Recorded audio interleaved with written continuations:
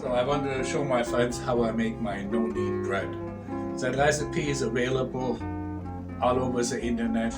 I adapted a little bit, changed it a little bit because most of them they make with 3 cups of flour.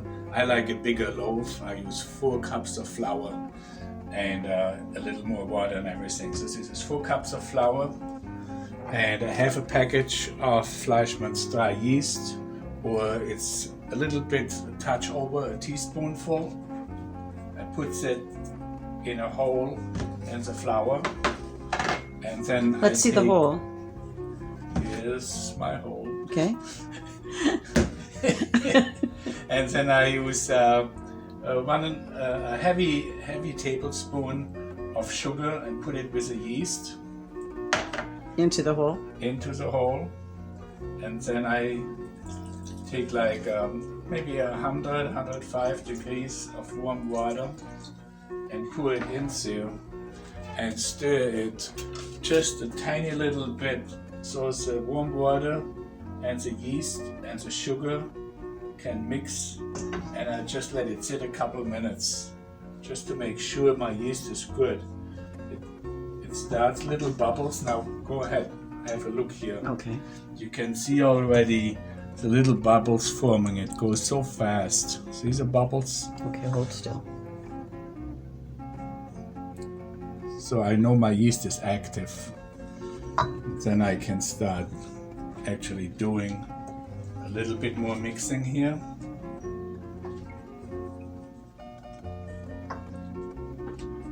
So I'll use a total of 2 cups of water for the 4 cups of flour. Then is a heavy tablespoon of oil. It's like canola oil. Canola oil, vegetable oil, any oil. How about olive oil?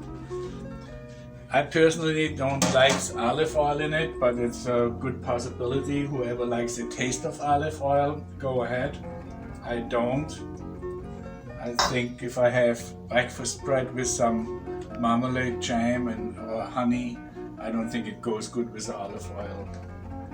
Now, since I know my yeast is active, I can put a heavy teaspoon of salt in there too now.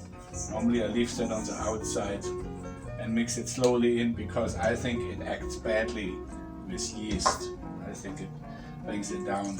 Also, since we are in Florida, I don't use the water out of the faucet because it seems like it tastes bleachy, and bleach would also kill yeast.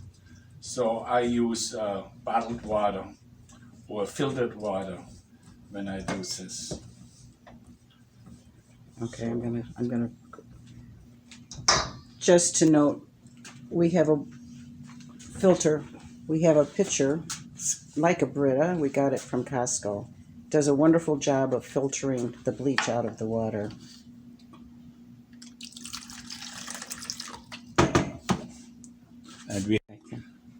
And we have a hot water spigot. So I take a little hot and a little cold, and that's perfect. And I work it slowly in.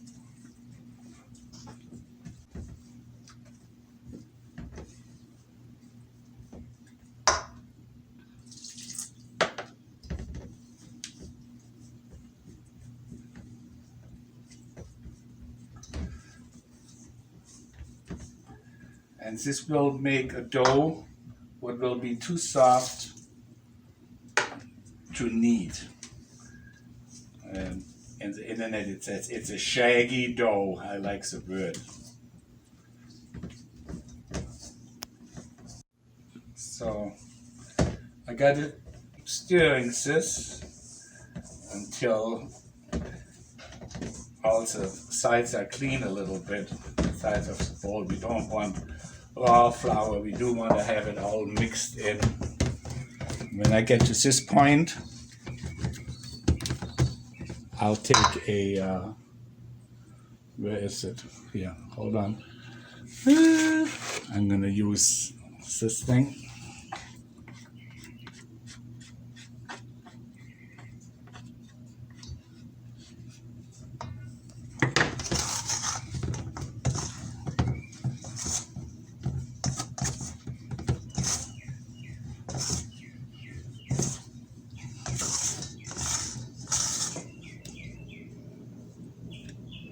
And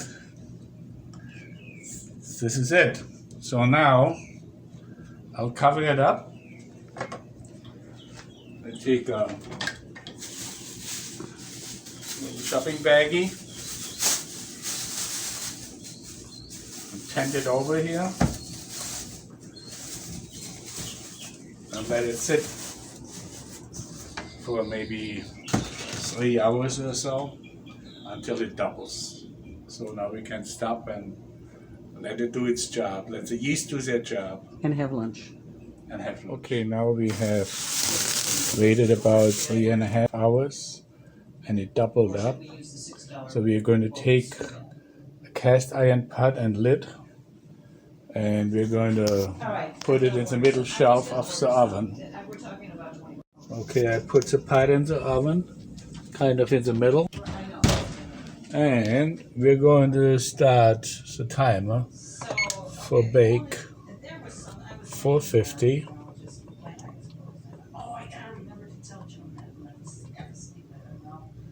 and start to preheat. So as I said, the dough doubled. You can also let it rise overnight in the refrigerator. How long has it been sitting there? About 3.5 hours, I think. So we take a little flour here and get this dough down. It's a little soft. It should be maybe a little thicker. So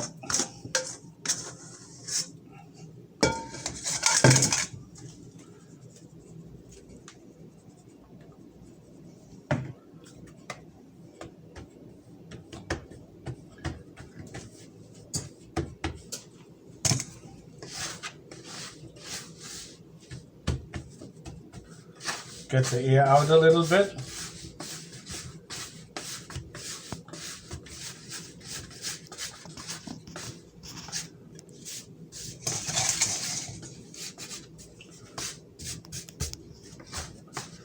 And then it can rise a little bit more until the pot is hot enough in the oven. It's going to probably take 15 minutes or so.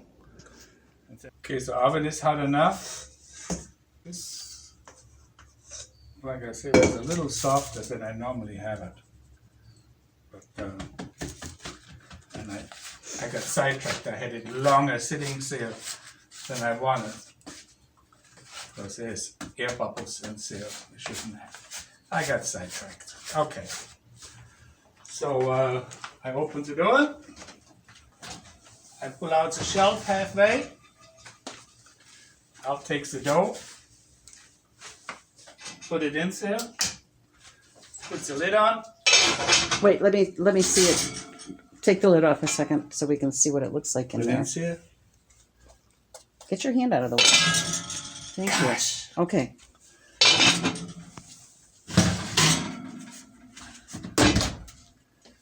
Yeah, I got too bubbly again. Timer. That's the time. Are you still going? Yep. That's a timer for 45 minutes. 45 minutes. And start cleaning up. By the way, I used an old little Parmesan container to put flour in it when I just need a little bit every once in a while. And I don't have to get into the big pot. Yep. Okay, 45 minutes are over. I'm gonna have a look.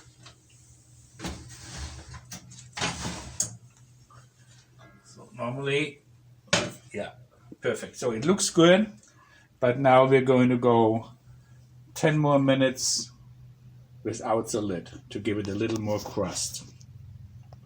So when I bake the bread in Illinois and it's in the gas stove, I have like 10 more minutes with the heat on.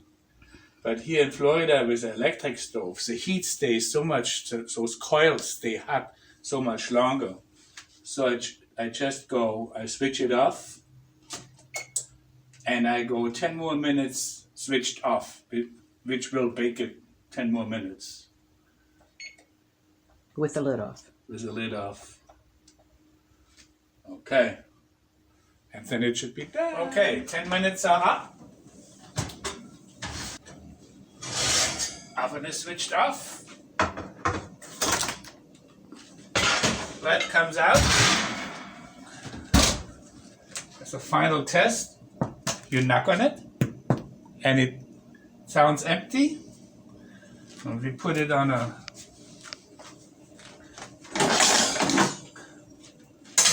rack. Don't cut into it when it's still soft,